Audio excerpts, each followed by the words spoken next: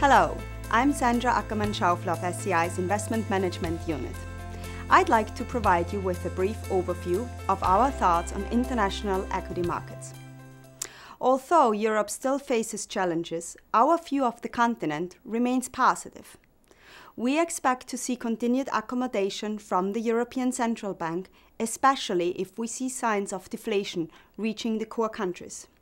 Recent election results could also spur policies that are more conducive to economic growth. In the meantime, continued global growth should support the earnings of many European companies.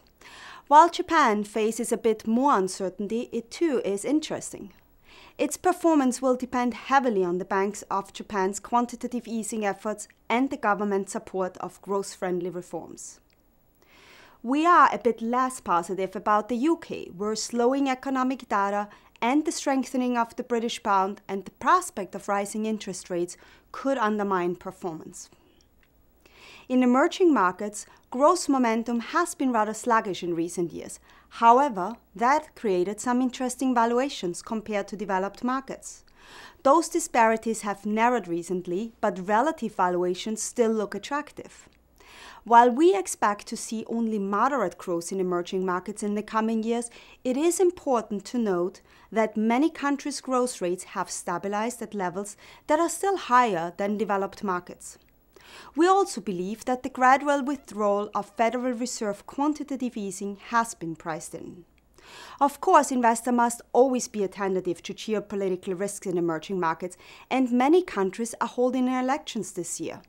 While we may see some surprises, we do not expect to see any kind of contagion unfold within the asset class. Looking at specific countries, the growth slowdown has been especially notable in China, but we think it is now priced into the market. China is likely to loosen fiscal and monetary policies in the second half of this year in order to support near-term growth. The country's property market remains stressed, but economic indicators have improved of late. Overall, we believe fears of a hard landing in China are overdone. Elsewhere, India's new government appears to be leading the country in a more stable and growth-friendly direction. In Eastern Europe, the crisis in Ukraine during the first quarter weighed heavily on the region's outlook. However, the fallout has been largely contained. There are always reasons to be watchful of emerging markets risk, and an allocation to this asset class is not appropriate for all investors.